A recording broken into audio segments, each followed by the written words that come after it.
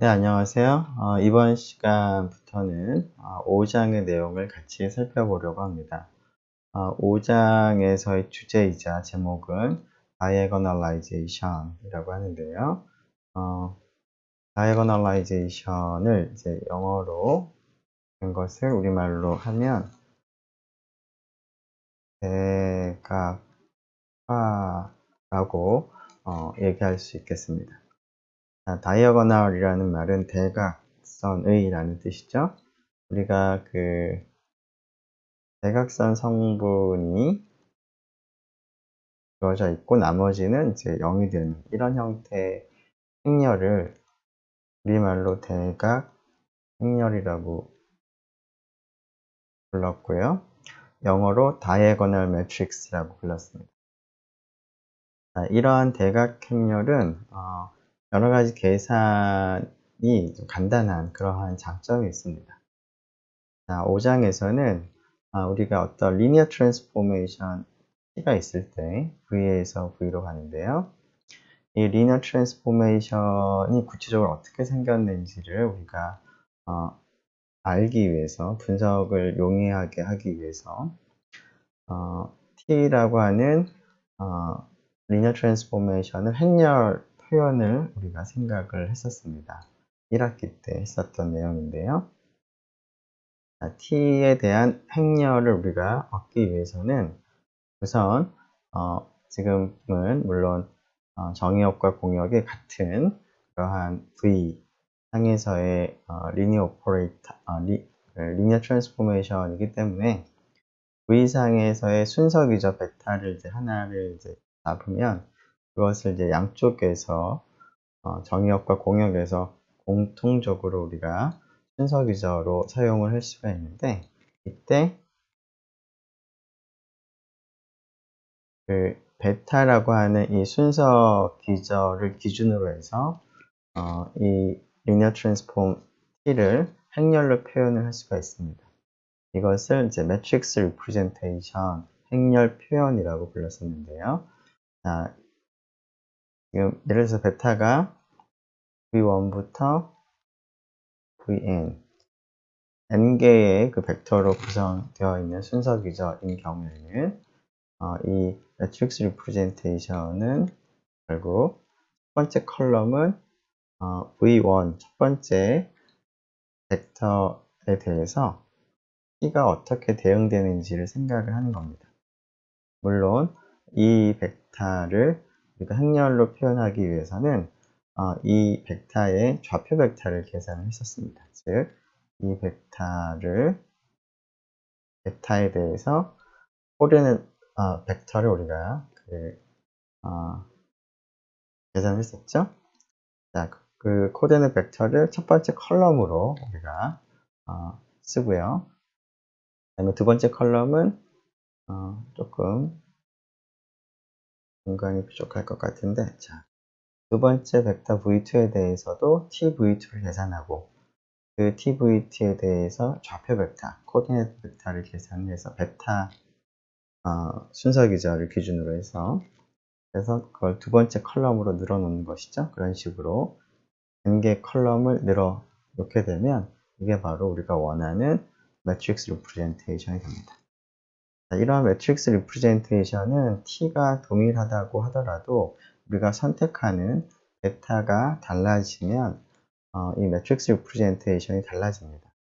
그래서 우리가 또 다른 베이시스 베타 프라임을 우리가 생각할 수 있다면 W1부터 WN이라고 할까요? 자, 그러면 이때 그 T 베타 프라임과 T 베타가 어떻게 달라지는지를 우리가 생각을 해보기도 했습니다. 결과를 여러분들이 1학기 때 했던 내용을 다시 한번 확인해 보면 다음과 같이 주어지는 것을 알 수가 있습니다.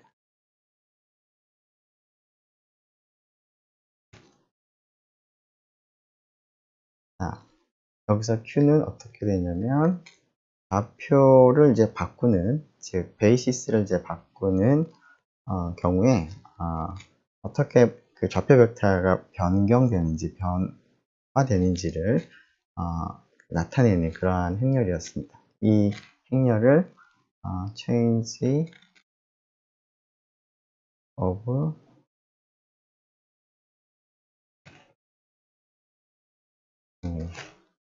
잠시만요. 네, 이게 좀 좁아서 change of coordinate 네, 매트릭스라고 불렀죠.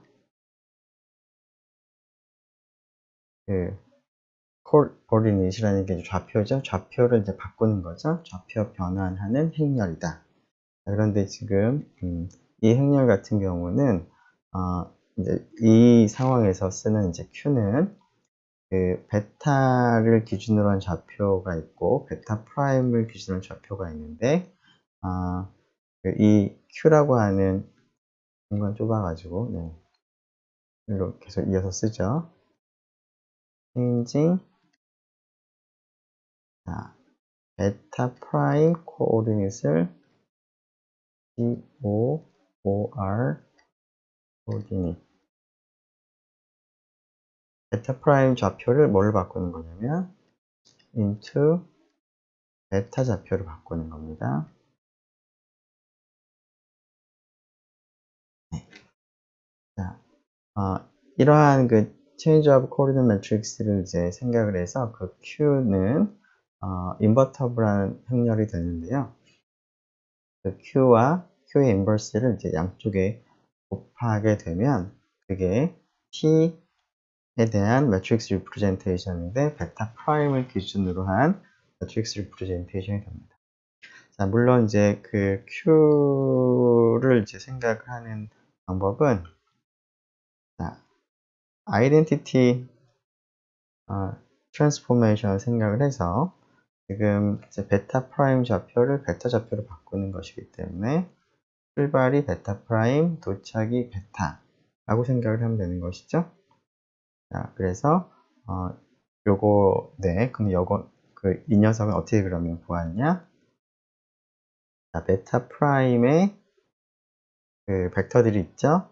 이 녀석을 지금 방금 얘기한 것처럼 하는데 여기서는 이제 아이덴티티 트랜스포메이션에 대해서 적용을 하는 것이니까 W1을 아이덴티티 트랜스포메이션에서 보내면 W1이 그대로 되는데 그 녀석을 어떻게 바꾸냐면 베타 좌표계 베타라는 순서 기자 입장에서 좌표 벡터를 계산하는 것이죠.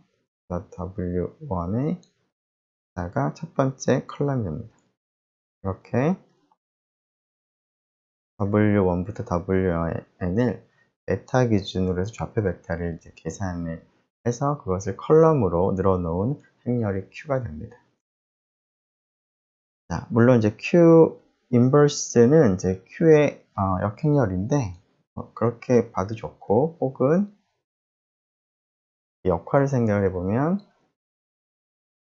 Q라는 행렬이 베타 프라임 좌표를 베타로 바꾸는 그 좌표 변환 행렬인 경우에는 그거의 역행렬은 역할이 이제 반대로 되는 거죠. 즉 베타 좌표를 베타 프라임 좌표로 바꾸는 것입니다. 그래서 Q 인버스는 이제 이런 의미가 있기 때문에 지금 Q 인버스 E 베타 Q를 이제 생각을 해보면 자, 처음에 우리가 원하는 것은 베타 프라임 좌표 순서 기자 입장에서의 그 매트릭스 리프레젠테이션을 구하는 건데 우리가 원하는 이 매트릭스 리프레젠테이션에다가 어떤 벡터를 생각하고 그 벡터를 베타 프라임 좌표의 입장에서 이제 좌표 벡터를 이제 계산을 하게 되면 그리고 나서 이 녀석과 이 녀석을 이제 행렬의 곱으로 곱셈을 해보면 이 녀석이 뭐가 나오게 하는 행렬이었는지 생각을 먼저 해보면 이게 T, V, 베타 프라임이 되도록 하는 행렬이었습니다. 그런데 이 행렬이 무엇인가를 이제 구하고 싶은 건데 그것이 T, 베타랑 어떤 관계가 있는지를 알고 싶은 건데요. 네, 좀 말이 좀 길어지기는 하는데, 마저 좀 정리를 합시다. 네, 좀, 페이지 하나 더 늘릴까요? 네. 자, 그래서 우리가 원하는 것이, 우리가 원하는 t 베타 프라임인데, 이 녀석은 어떤 성질을 가지고 있냐면, 이렇게 행렬을 고보를 했을 때, 이 등식이 성립하는 행렬입니다.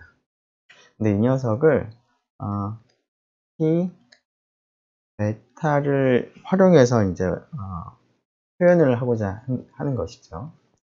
자, 그래서 이 녀석에다가 우리가 q하고 q 인버스를 곱했습니다.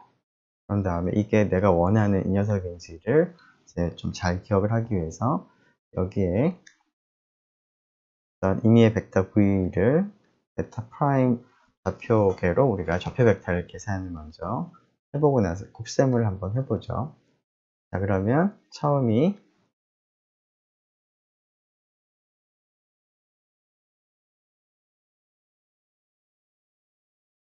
그 되는데요. 자, 이 결과가 뭐가 될까요? 자, Q는 좌표 변환 행렬인데 change of coordinate matrix인데 베타 프라임 좌표 벡터를 베타 좌표로 바꿔주는 겁니다. 그렇다는 뜻은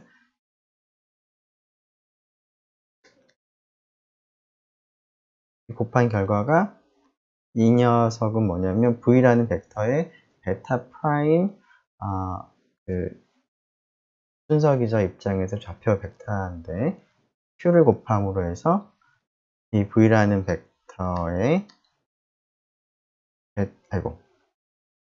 베타를 기준으로 한 좌표 벡터가 되도록 해주는 행렬이 되기 때문에 이제 곱하고 나면 여기 밑줄 친 부분이 이렇게 됩니다. 그런 의미에서 베타 프라임 좌표계를 베타 좌표계로 바꿔준다 라고 이제 부르는 것이죠. 자, 그런데 이거 두 개를 곱하면 어떻게 될까요? 자, 이것은 이제 이 매트릭스 리프레젠테이션의 의미를 생각을 하니까 그 V를 T에 의해서 보내고 나서 그 녀석을 베타 기저 입장에서 좌표 벡터를 이제 계산한 결과와 같겠습니다. 자, 그리고 나서 이 녀석에다가 얘를 곱했는데 이번에 Q 인버스는 베타 좌표 벡터를 베타 프라임 좌표 벡터로 바꿔주는 거죠. 자, 그래서 지금 방금 여기서 얘랑 얘로 바꿔준 것과 유사하게 자, TV라고 하는 이 벡터에 대해서 베타 좌표계를 베타 좌표 벡터를 계산한 다음에 베타를 기준으로 한 Q 인버스를 곱해줬기 때문에 베타를 기준으로 한 좌표 벡터를 뭘로 바꿔준다는 거죠? 네, 베타 프라임인 겁니다. 즉, TV라는 이 벡터에 대해서 베타 프라임을 기준으로 한 좌표 벡터로 바꿔주는 역할을 하기 때문에 Q 인버스랑 곱하면 이게 됩니다. 즉, 이 녀석에다가 얘를 곱했더니 얘가 나왔죠? 바로 이 밑줄 친 녀석이 우리가 원하는 베타 프라임을 기준으로 해서 T라는 리니어 트랜스포메이션을 행렬 표현을 하는 그 행렬의 역할과 동일한 것을 알 수가 있습니다. 자, 그렇기 때문에 사실은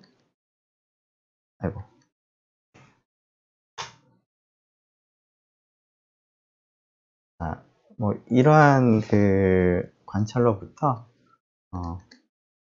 이 녀석이 얘랑 같다는 것을 여러분들이 확인을 이제 금방 할 수 있을 것 같습니다. 이렇게 프라임이죠. 네. 자, 그래서 이제 여러분들이 이제 이런 그 관계를 이제 기억을 할 때, 자, 지금 이 녀석은 베타 프라임 좌표계 입장에서 들어온 녀석을 베타 프라임 좌표계로 좀 바꿔주는 거니까, 표현하는 거니까, 오른쪽도 그게 똑같이 되도록 만들어야 됩니다. 그래서 처음에는 여기 있는 것처럼 베타 프라임 순서 기저 입장에 좌표 벡터가 들어올 테니까 그 녀석을 Q에 의해서 즉 베타 프라임을 베타로 바꿔주고, 그러면 이 녀석이 곱해지면서 여전히 좌표 벡터는 베타를 기준으로 한 좌표 벡터가 될 거고, 물론 이제 t를 적용을 하겠지만, 그런 다음에 얘를 곱해주면서 베타 좌표계를 베타 프라임 좌표계로 바꿔주면서 결국 베타 좌표계의 벡터가 들어왔을 때 베타 프라임 좌표 벡터로 이제 만들어주는 게 되겠죠. 그래서 약간 헷갈릴 경우에는 그 관계를 좀 따져보면 되겠습니다. 어쨌거나 여기서 얘기하고자 하는 것은 같은 리니어 트랜스포메이션이라고 하더라도 우리가 선택하는 기준이 되는 순서 기저를 어떻게 선택하느냐에 따라서 행렬 표현이 달라지는데, 그 행렬 표현 두 개는 어떤 관계죠? 네, 시밀러한 관계에 있습니다. 하지만 이제 모양은 좀 달라질 수 있습니다. 자, 그런데 이렇게 달라지는 것들 중에서 앞에서 얘기한 대각행렬로 혹시 만들 수 없을까를 생각을 해보려고 합니다. 5장에서는.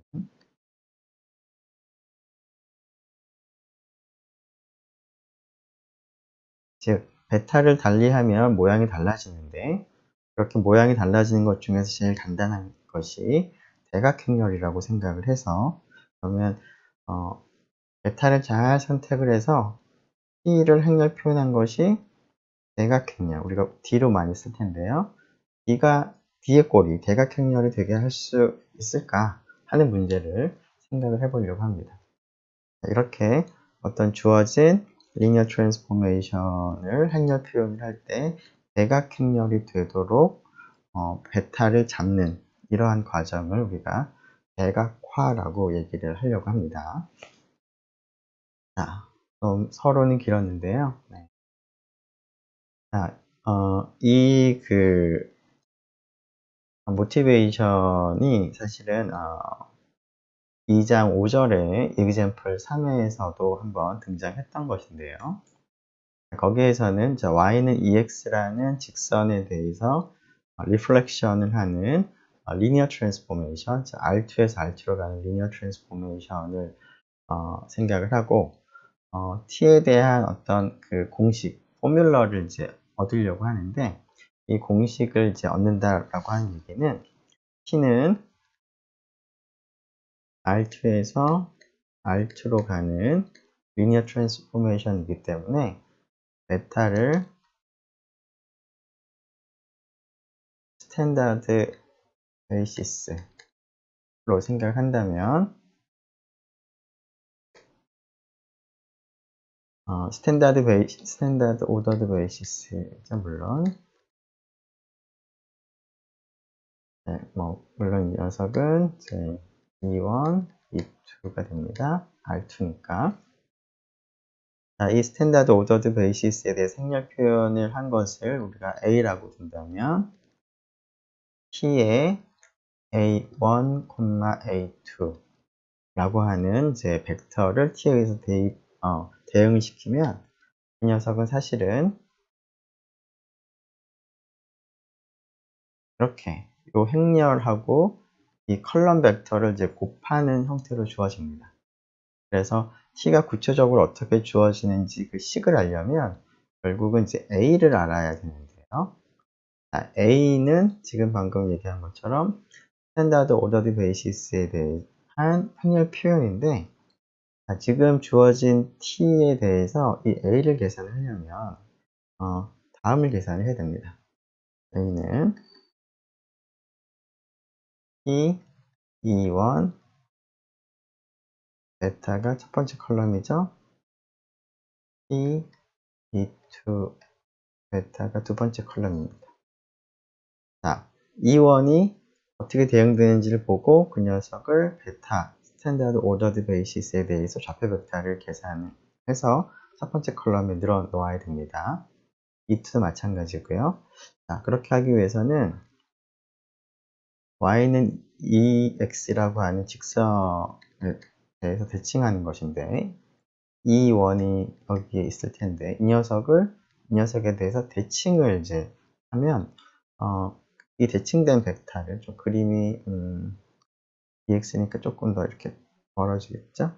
그림이 좀 이상한데, 이 각과 이 각이 이제 같아져야 되니까, 이 벡터를 계산을 해야 됩니다. 근데 이 벡터 계산하기가 약간 좀 번거롭습니다. E2도 마찬가지죠. E2도,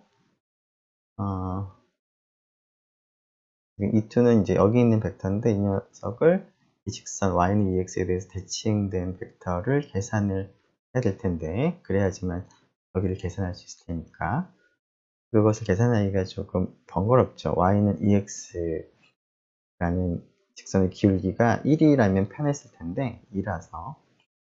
그래서 예전에 이 포뮬러를 계산을 하기 위해서 제가 했던 방법은 뭐냐면, 자, 베타를 기준으로 해서 행렬 표현을 구하기가 어려운 대신에 그 스탠다드 오더드 베이시스가 아니라 다른 순서 기저를 잘 잡으면 혹시 그 다른 순서 기저에 대해서 베타 프라임을 기준으로 했을 때 t를 행렬로 표현한 것이 간단해지는 그런 베타 프라임을 혹시 잡을 수 있다면 이것을 이용해서 좀 간단하게 계산할 수 있겠다라는 그런 아이디어를 적용을 했었습니다.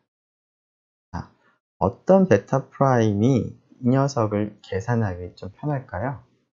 자, 지금 베타 프라임에 있는 두 벡터를 이제 v1, v2 아직 어떤 건지 잘 모르겠는데 편하다라는 의미가 뭔지 생각해 보면, 자, 이 녀석이 t v1의 값을 베타 프라임 입장에서, 즉, 요 벡터들 입장에서 좌표 벡터를 계산을 해야 되는 것이고요. 그 다음에 t v2를 마찬가지로 베타 프라임 입장에서 좌표 벡터를 계산해야 됩니다. 그럼 v1, v2는 tv1, tv2 입장에서 계산도 간단하고, 그리고 베타 프라임 입장에서 좌표 벡터를 계산하는 것도 간단한 그런 벡터로서 순서 기저를 잡을 수 있으면 계산이 간단할 것 같습니다. 자, 그런데 지금 y는 ex에 대칭하는 상황에서 이러한 그 역할을 하는 v1, v2는 어떤 게 가능할까를 생각해 보니까,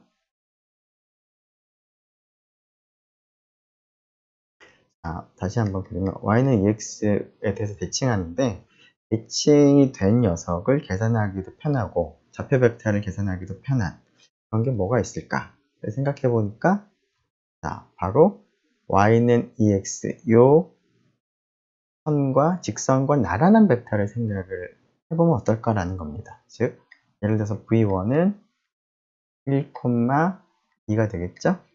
자, 이 벡터를 생각을 해보면 이 벡터는 이 직선과 나란하기 때문에 tv1이 어떻게 될까요? 네, 그대로 v1이 됩니다. 자, 또 다른 벡터로서 대칭하는 것이 계산이 좀 간단한 게 뭐가 있을까요? 네, 이게 지금 v1이었는데 이번에는 이 직선의 수직인 벡터를 한번 생각을 해보면 어떨까요? 바로 우리가 1학기 때 다 했던 내용인데, 자, v1과 수직인, 즉 v1을 90도 반시계 방향 90도만큼 회전을 시킨 벡터를 v2라고 한번 해보죠. 즉 v2는 1,2를 90도만큼 회전시키면 계산이 좀 편하긴 하죠. 이렇게 하면 됩니다. y좌표에 마이너스를 붙이고 그 다음 x좌표를 이제 순서를 바꾸는 거죠. 자, 그러면 이 v2에 대해서도 y는 ex에 대해서 대칭하는 것이 간단한가를 봤더니 어떤가요? 이 대칭을 하는 기준이 되는 직선과 이 v2는 서로 수직이 되기 때문에 대칭을 하게 되면 방향만 반대로 됩니다. 즉 v2의 방향만 반대로 되는 거니까 마이너스 v2가 됩니다. 자, 그러면 이러한 v1, v2를 생각해 보면 서로 수직이기 때문에 나란하지 않기 때문에 이 v1, v2는 1차 독립이 되죠. 따라서 R2에서는 이 녀석이 순서 기저가 됩니다. 자, 그리고 지금 방금 우리가 생각한 것처럼 TV1, TV2를 계산하기도 간단할 뿐만 아니라 베타 프라임을 기준으로, 즉 V1, V2를 기준으로 해서 좌표 벡터를 계산하기도 편하죠. 자, 어떻게 되나요? 자, TV1이 V1인 거니까 그 녀석을 베타1에 대해서 1차 결합을 했을 때 생기는 것이 좌표 벡터인 것이죠. 즉 V1을 V1과 V2 1차 결합, 즉 네, 공간이 약간 좀 모자랄 것 같은데 C1 V1 더하기 C2 V2를 표현했을 때 C1하고 C2가 뭐냐를 생각하고 그것을 이제 컬럼으로 늘어 놓기를 바라는 거죠, 여기가. 자, 그러면 C1이 얼마죠? 1이고요. C2가 0입니다.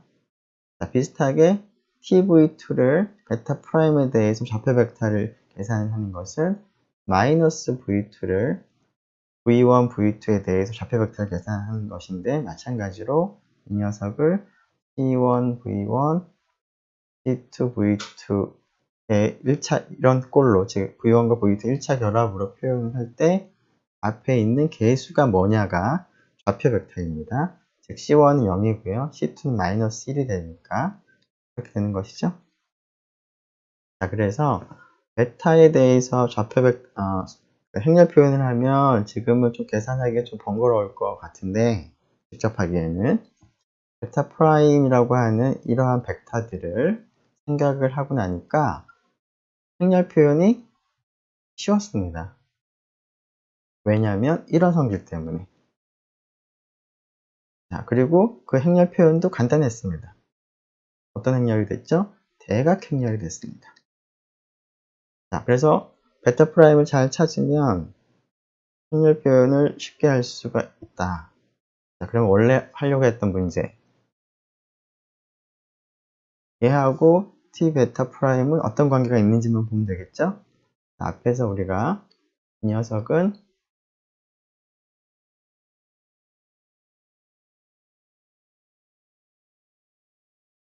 이런 관계가 있다고 했습니다.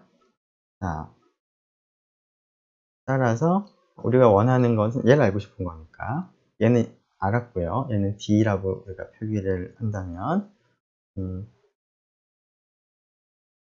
내가 알고 싶은 얘는 Q, D, Q 인버스가 되는 것이죠.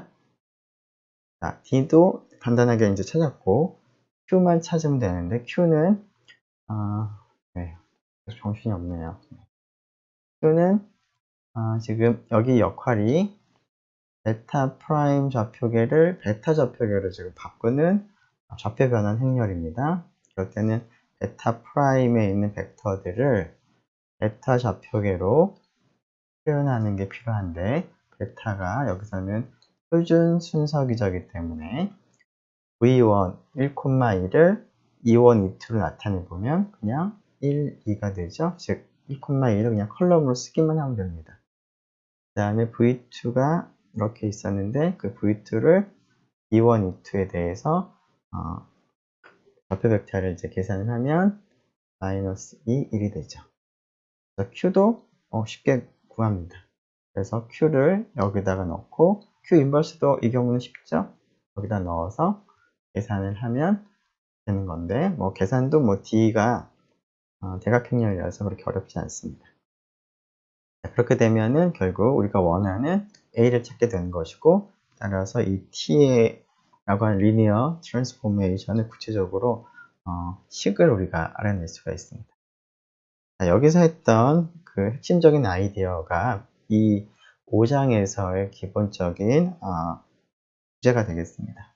즉 어떤 리니어 트랜스포메이션이 있으면 이 리니어 트랜스포메이션을 행렬 표현을 만들려고 하는데 기절을 잘 잡으면 대각행렬이 되게 하는 그러한 기절을 어떻게 하면 잡을 수 있을까?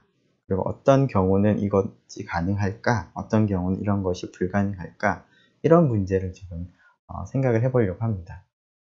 그런데 지금 우리가 계산하는 과정에서 지금 t라고 하는 y는 ex에 대해서 대칭하는, 리플렉션하는 이러한 리니어 트랜스포메이션은 이렇게 대각 행렬로 행렬 표현을 찾는 것이 가능했는데요. 어떤 경우에는 이런 것이 불가능하기도 합니다.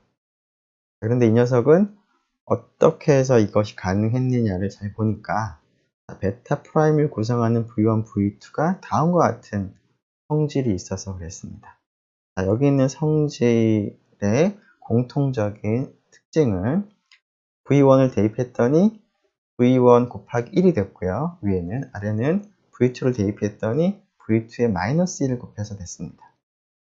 자, 이런 형태, 즉 일반적으로 어떤 V를 대입을 했더니 V하고 나란한 벡터가 나오는 그런 리니어 트랜스포메이션에 대해서 이런 조건을 만족하는 벡터 V를 찾는 게 결국 우리가 5장에서 해결하고자 하는 문제를 푸는 핵심적인 아이디어가 되겠습니다. 핵심적인 과정이 되겠습니다.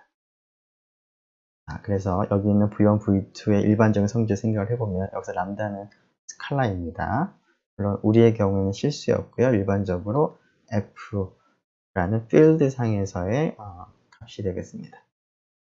자, 그래서 TV가 람다 V, 즉 V라는 벡터를 대응시켰더니 T에 의해서 그 결과값이 그 V라는 벡터랑 나란한 벡터가 나오는 이러한 벡터 V가 이제 핵심적인 역할을 하겠습니다. 그래서 이러한 벡터들이 이런 벡터들을 가지고 여러 가지 그 문제를 이제 해결을 하려고 하는데요. 이러한 벡터들이 중요한 역할을 하기 때문에 이러한 벡터에 우리가 이름을 붙일 텐데, 이러한 벡터를 우리가 앞으로 아이겐 벡터라고 부를 거고, 이때의 람다를 아이겐 밸류라고 부르려고 합니다. 네, 서론이 여전히 좀 길었는데 일단 이 모티베이션만 다시 한번 좀 정리해보면, 어떤 리니어 트랜스포메이션에 있어서 우리가 V1, V2라고 하는 벡터로 구성된 순서 기절을 찾는데, 베타 프라임 찾는데 핵심은 t를 베타 프라임에 대해서 행렬 표현을 한 결과가 대각 행렬이 되도록 하는 것이었습니다.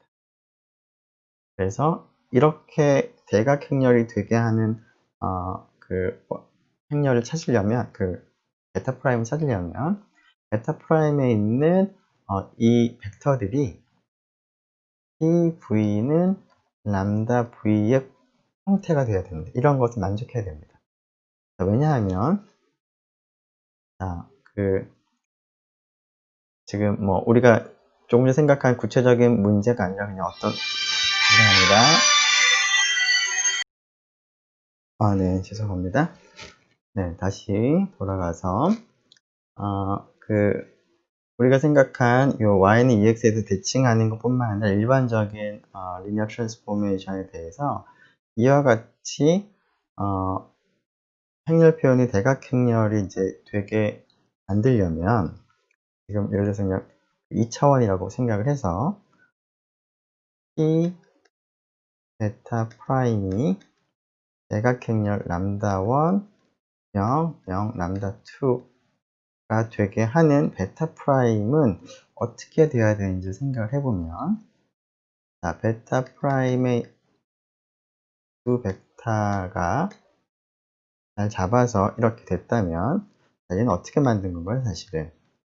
자, TV1을 베타 프라임에 대해서 좌표 벡터를 계산한 것이 람다 1, 제로가 되는 것이고요. TV2의 베타 프라임으로 좌표 벡터를 계산한 것이 0, 람다 2가 된다는 겁니다. 자, 그렇다는 뜻은 TV1이 뭐가 돼야 될까요? 이 녀석의 좌표 벡터가 람다 1, 0이라는 얘기는 V1하고 V2의 1차 결합으로 표현할 때 앞에 있는 개수가 람다 1, 0이라는 얘기죠. 즉 람다 1, V1 더하기 0, V2, 즉 람다 1, V1이 된다는 것입니다. 자, 비슷하게 이쪽도 좌표 벡터가 0, 람다2가 된다는 얘기는 t v2가 0 v1 더하기 람다2 v2, 즉 람다2 v2가 돼야 되는 것이죠. 즉 우리가 찾고자 하는 오더드 베이시스의 성질을 생각하면, 즉 행렬 표현을 했을 때 대각행렬이 되게 하려면 v1, v2 모두 이러한 형태를 만족을 해야 된다는 겁니다. 물론 이제 람다1과 람다2는 뭐 다른 스칼라라고 하더라도, 그래서 이러한 형태를 만족하는 벡터가 굉장히 중요한 역할을 하는 것이죠. 자, 그래서 이러한 벡터에 우리가 이름을 붙이려고 하는데요. 자, 이러한 벡터를 이제 아이겐 벡터라고 이제 부를 거고, 자, 이런 아이겐 벡터를 사용을 해서 우리가 대각행렬을 이제 만들려고 하는데, 일단은 대각행렬을 만들 수 있는지 없는지와 관련해서 먼저 용어를 약속을 먼저 하도록 하겠습니다. 자, 우선은 우리가 5장에서 다룰 리니어 트랜스포메이션은 정의역과 공역이 같은 벡터 공간인 리니어 트랜스포메이션만을 생각을 할 텐데요. 그런 리니어 트랜스포메이션에다가 이름을 붙이는데 리니어 오퍼레이터라고 붙이도록 하겠습니다. 자, V가 유한차원 벡터 공간인데 이러한 그 리니어 오퍼레이터가 있는데, 네, 리니어 오퍼레이터는 우리가 앞에서 사실 그 약속은 했었죠. 이 리니어 오퍼레이터가 diagonalizable, 우리말로 대각화가 가능, 간단하게 대각화 가능이라고 이제 얘기를 할 텐데요. 자, t가 diagonalizable, 대각화 가능이다 라고 우리가 얘기를 하려고 하는데, 언제 그러냐면 지금 이 문제에서의 그런 어프로치를 이제 동기 삼아서, 만일에 순서 기절을 잘 잡았더니, 베타를 잘 잡았더니 t 베타, 즉 t를 베타에 대해서 행렬 표현을 해봤더니 그것이 대각행렬이 되게 하는 베타가, 물론 v라는 이 벡터 공간의 순서 기저가 되겠죠. 그런 순서 기저를 잡을 수가 있으면, 그 순서 기저가 존재하면 t는 대각화 가능이다 라고 부르겠다 라는 것입니다. 영어로 diagonalizable. 네. 자, 이것은 리니어 오퍼레이터가 대각화 가능하다라는 이제 용어의 정의인데요. 자, 우리는 이와 더불어서 행렬이 스퀘어 매트릭스, 정사각 행렬이 마찬가지로 대각화 가능하다라는 표현을 앞으로 쓰려고 합니다. 자, 우리가 앞에서 행렬은 그 행렬로부터 자연스럽게 만들어지는 리니어 오퍼레이터, 리니어 트랜스포메이션을 생각을 할 수 있었습니다. 자, E가 정사각 행렬, n by n 정사각 행렬이라면 이 행렬로부터 자연스럽게 얻어지는 리니어 오퍼레이터는 left multiplication 이었는데요. left multiplication은 정의역이 n by n이기 때문에 fn이 되고 정의역도 fn이 되겠습니다. 그래서 A라고 하는 행렬은 LA를 자연스럽게 생각할 수가 있습니다. 그리고 반대로 FN에서 FN으로 가는 리니어 트랜스포메이션이 있으면, 리니어 오퍼레이터가 있으면 그 행렬, 그 리니어 트랜스포메이션을 표현하는 행렬 A로 우리가 자연스럽게 생각할 수 있기 때문에 항상 대부분 이제 행렬이 나오면 그걸 대응하는 LA를 여러분들이 떠올리면 될 것 같습니다. 그래서 행렬이 대각화 가능하다라는 이 표현을 쓸 때는 이 행렬로부터 만들어지는 자연스러운 리니어 오퍼레이터인 LA가 대각화 가능할 때 A가 대각화 가능하다라고 부르겠습니다. 이 뜻은 결국 뭘까요? There exists 순서 기저인 ordered basis 베타 O 뭐죠? FN입니다. FN에 대한 순서 기저인데 어떤 거냐면 LA 베타가 뭐가 되는? 대각행렬이 되는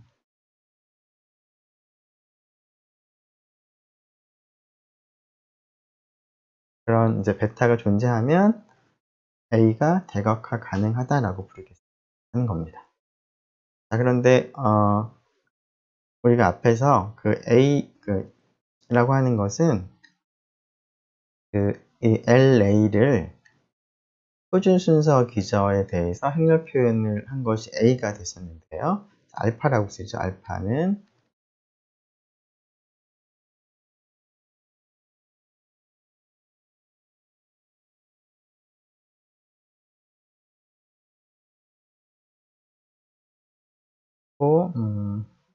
FN이죠. 네.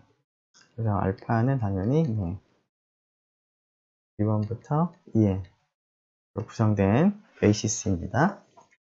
자, 그래서 이것이 A인데 그러면 행렬 입장에서 이 뜻이 뭐냐를 다시 한번 생각해 보면 자, LA를 베타에 대해서 행렬 표현하는 것이 대각행렬이라고 한다면 자, 우리가 앞에서 얘기했던 그 순서 기저를 달리할 때 행렬 표현의 관계를 우리가 생각을 해본 적이 있었는데 자, 이 녀석이 어떻게 됐냐면 Q 인버스 LA 알파 Q라고 쓸 수 있는데 이때 Q는 베타 좌표를 알파 좌표로 변환하는 그런 좌표 변환 행렬이 되겠습니다. 자, 그런데 이 녀석은 Q 인버스 이쪽이 A가 되는 거니까 이렇게 되는 것이죠. 그런데 베타에 대해서는 행렬 표현이 대각행렬이 되게 만드는 베타가 존재할 때 대각화 가능이라고 부르는 거니까 어떤 A가 대각화 가능이라는 뜻은 결국 역행렬을 가진 인버터블한 매트릭스 Q가 존재해서 Q 인버스를 양쪽에 곱했을 때 대각행렬이 되게 할 수 있는 Q가 존재한다라는 것과 동일한 얘기가 되겠습니다. 다른 말로 A가 대각행렬과 similar한 경우가 되겠죠? 네, 그래서 A가 대각화 가능이다라는 의미를 다시 한번 생각을 해봤는데요. 자, 일단 정의부터 다시 보죠. 자, 행렬이 대각화 가능이다, diagonalizable이다라는 것은 LA라는 리니어 오퍼레이터가 대각행렬이 되는 경우, 대각화 가능인 경우에 행렬이 대각화 가능이라고 부르겠다인데 이 의미를 다시 한번 생각해 보니까 A가 대각화 가능이다라는 것의 의미는 A가 적당한 대각행렬과 similar 하다라는 것과 동치가 되겠습니다. 네, 일단 개념 잡기 위해서 좀 말이 좀 길어졌는데요. 일단은 이 대각화 가능이라는 용어를 여러분들 일단 기억을 하고요. 자, 그러면 이 대각화 가능인지 아닌지를 이제 구분을 하고 싶은데 어떤 t가 대각화 가능하려면 우리가 앞에서 본 것처럼 다음 조건을 만족하는 이 벡터가 굉장히 중요한 역할을 했습니다. 그래서 이러한 벡터에 이름을 붙이도록 하겠습니다. 자, V상에 리니어 오퍼레이터 t가 있을 때 자, V상의 어떤 벡터 V를 생각을 하는데요. 자, 난제로여야 합니다. 0벡터는 아닌 벡터면서 이 벡터를 우리가 아이겐 벡터 T의 아이겐 벡터라고 부르려고 합니다. V라는 벡터가 어떤 조건을 만족하는 경우에 한해서 어떤 조건이냐면 어떤 스칼라 람다에 대해서 존재하는데요. TV가 람다 V가 되는 스칼라가 존재하면 다른 말로 TV가 V의 상수배가 되는 것이죠. 이렇게 되는 그러한 벡터 중에서 난제로 벡터인 V를 아이겐 벡터라고 부르겠다. T에. 왜냐하면 T에 따라서 이러한 성질을 만족하는 게 달라지기 때문에 그렇습니다. T의 아이겐 벡터라고 부르겠습니다. 자, 여기서 왜 제로 벡터는 뺐을까요? 자, 제로 벡터의 경우는 어떤가요? 0벡터를 대입하면 t가 어떤 리니어 트랜스포메이션이라도 항상 0입니다. 0벡터입니다. 그러면 어떤 스칼라를 생각을 하더라도 이게 항상 성립합니다. 그래서 0벡터는 이 식이 항상 성립하고 이 식을 만족하는 람다가 무수히 많이 있습니다. 그래서 이거는 특별할 게 없습니다. 그리고 우리가 앞에서 우리가 원하는 것은 순서 기저를 정하는 건데요. 따라서 v1, v2 이런 벡터들은 1차 독립이 돼야 되는데 만약 여기 있는 벡터 중에서 하나라도 0벡터가 있으면 1차 독립이 안 되는 것이죠. 순서 기저가 되지 않습니다. 그래서 우리는 0벡터에는 관심 없고 0벡터가 아닌 벡터에만 관심을 갖고 있어서 우리가 아이겐 벡터라고 부를 때는 0벡터가 아니면서 이 식을 만족하는 람다가 있을 때 그 벡터 V를 T의 아이겐 벡터라고 부르겠습니다. 자, 그리고 이러한 아이겐 벡터에 대해서 이 스칼라 람다를 아이겐 밸류라고 부르겠습니다. 자, 물론 아이겐 벡터에 따라서 이 람다, 아이겐 밸류가 달라지겠죠. 그래서 두 개가 서로 대응을 할 텐데 어떤 주어진 우리가 생각하는 아이겐 벡터를 하나 생각하면 그 아이겐 벡터에 대응하는 아이겐 밸류라고 하는 것은 그 아이겐 벡터에 대해서 이 식을 만족하는 람다, 스칼라를 아이겐 밸류라고 하겠습니다. 대응하는. 자, 조금 전에 V는 0벡터가 되면 안 됐었는데요. 이거는 우리가 관심이 없었는데요. 아이겐 밸류는 0일 수도 있습니다. 이게 가능합니다. 자, 여기 정의에 람다가 0이면 안 된다 그런 것은 없습니다. 0도 가능합니다. 자, 이번에는 조금 전에 이제 리니어 트랜스포메이션에 대해서 대각화가 가능하다라는 것을 행렬로 확장을 했었는데요. 행렬에 대해서는 LA가 대각화가 가능하면 우리가 A가 대각화가 가능하다라고 불렀는데 그러한 관계를 그대로 이용하겠습니다. 조금 전에는 T의 아이겐 벡터를 얘기를 했었는데요. 이번에는 행렬의 아이겐 벡터를 얘기하겠습니다. 자, 이 관계를 생각하면 당연히 여기서도 A란 행렬이 있으면 LA를 생각을 하고 LA의 아이겐 벡터를 A의 아이겐 벡터라고 부르는 것이 자연스럽겠죠? 아이겐 밸류도 마찬가지겠습니다. 자, 그리고 조금 전에 얘기한 것처럼 LA는 A가 n by n 행렬일 때 fn상에서 fn상으로 가는 거니까 LA의 아이겐 벡터는 fn 상에서의 벡터입니다. 그래서 fn 상에서 0 벡터가 아닌 벡터 v 중에서 다음 조건을 만족하면 즉 LA의 아이겐 벡터가 되는 것을 우리가 A라는 행렬의 아이겐 벡터라고 부르겠다라는 겁니다. 자, 그런데 이것을 갖다가 구체적으로 쓰면 LA의 아이겐 벡터라는 뜻은 어떤 적당한 스칼라에 대해서 이렇게 되는 스칼라가 존재하는 것인데 자, 레프트 멀티플리케이션은 어떻게 계산이 되는 건가요? 단순히 A라는 행렬에다가 V라고 하는 FN상의 벡터를 컬럼 벡터로 생각을 해서 곱하는 거죠. 행렬을 곱을 하는 겁니다.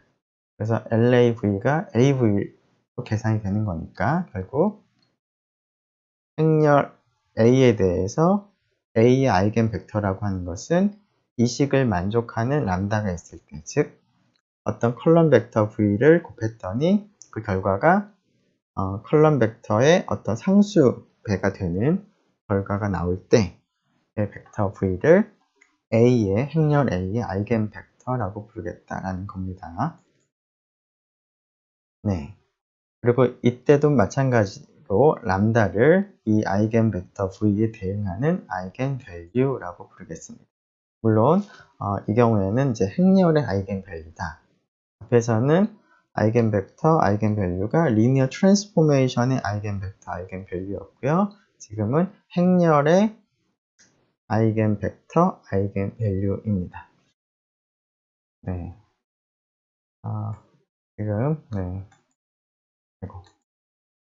자, 물론 이제 앞에서도 얘기한 것처럼 그 아이겐밸류와 아이겐벡터는 이런 이제 관계를 만족을 하는 것들을 이제 연결을 우리가 시키기 위해서 어떤 V라는 벡터, 아이겐벡터인 경우에 그 아이겐벡터에 대응하는 아이겐밸류라고 하는 것은 요 식을 만족하는 V에 대해서 이때의 람다를 V에 대응하는 아이겐밸류다 라고 부르겠습니다. 네, 결과적으로 뭐 한 페이지밖에 얘기를 하지는 못했는데요. 지금 오늘 얘기한 게 그 5장에서 가장 핵심적인 내용들을 이제 얘기를 하다 보니까 그렇게 됐는데, 이 부분이 이제 앞으로 계속 이어질 테니까 대각화 가능하다, 그리고 그러한 문제를 왜 생각하는지 하는 것들을 여러분들이 잘 기억을 하면 좋겠습니다. 네, 다음 시간부터는 조금 빠르게 나가도록 하겠습니다.